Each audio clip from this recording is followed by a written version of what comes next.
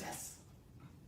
Hi friends, it's Aubrey, support specialist and social media platform manager here at Nebraska AIDS Project. And once again, it's my favorite time of day, nap time. A brief break in your day to get all the Nebraska AIDS Project news. April is STI Awareness Month, so this time we're joined by Darryl, who's going to talk to us a little bit about STI prevention, testing, and all things STI-ish. Yeah. Darryl, thanks for being here. No problem. Thanks for having me. You bet. Could you please give us a brief introduction as to who you are, what your role is here, and how long you've been with Nebraska AIDS Project? Sure. So, my name is Darryl Brown, as Aubrey said, and I am the testing specialist here at Nebraska AIDS Project. And I am one of the new kids on the block. I have only been here roughly 6 months now. Just started in August of 2020 in the middle of a whole pandemic. But my role here is to manage the in-house and some off-site testing as well as our Testing to Go program. And I've been here only since August, but been involved in sexual health work for a number of years now. Yeah. You're also one of the hosts of Sunday Sex Talks. Yes. Which is, I told Tommy when he was here, I said I really enjoy watching that. You guys are so funny through that show. It's so good. Our banter, thank you. It's so good. It's really enjoyable. So STIs, if we could just start with the basics. What are STIs and how are they contracted? Sure. So STIs are sexually transmitted infections. We've moved away from kind of calling them STDs, particularly because they're really not diseases per se. They are infections, with many of them being curable, some of them being treatable, but STIs are literally just that, sexually transmitted infections. So would you say that you see any more and more common? Are there some like just more common STIs out there that people should keep an eye out for? Not that being tested for other ones. Yeah. Just...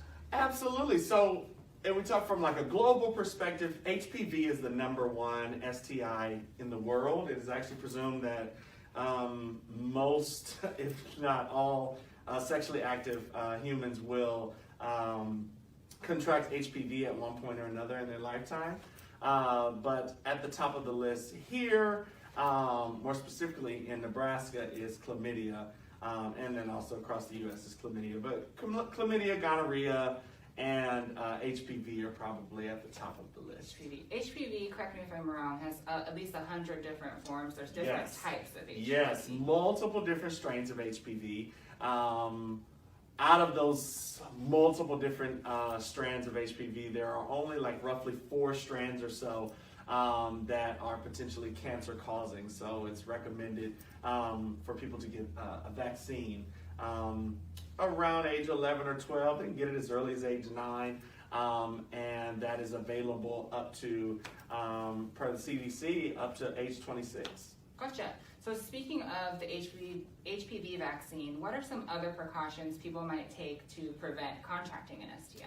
Absolutely. So there are barrier methods, there's medication methods, and there are vaccination methods. So when we talk barrier methods, we're talking about condoms. We're talking about use of condoms. We're talking about use of dental dams. I don't know if that's still even the lingo that people are utilizing even now. The language is often changing, but we have dental dams, we have condoms. Those are the most effective at preventing the contraction of any of those STIs that we've mentioned, actually. However, when we talk about medication, something such as a Prev, which stands for pre-exposure prophylaxis, that is going to protect someone or build up a resistance in the body against HIV in a preventative way. And then when we talk vaccination, like we said with HPV, that is actually the only one that has an actual vaccination that is available for it. Gotcha.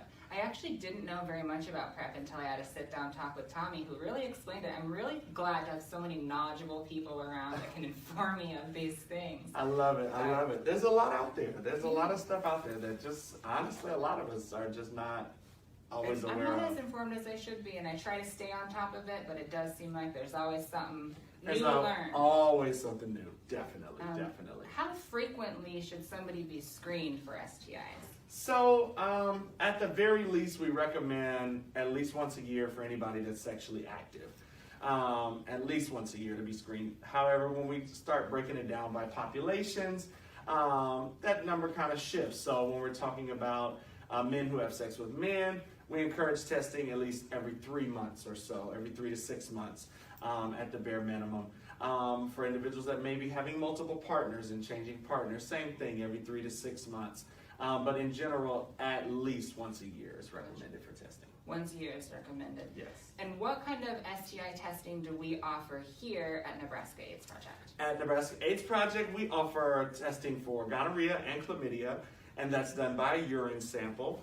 And then we also offer testing, of course, for HIV as well. So that's what we test for here, and we're looking to add to that list in the days to come. Yes, and you can book those appointments online through our website, or just give us a Absolutely. call. Either We'll or. get it set up. Either or, the website's easy breezy. You can go on there and book it yourself, or like you said, give us a call.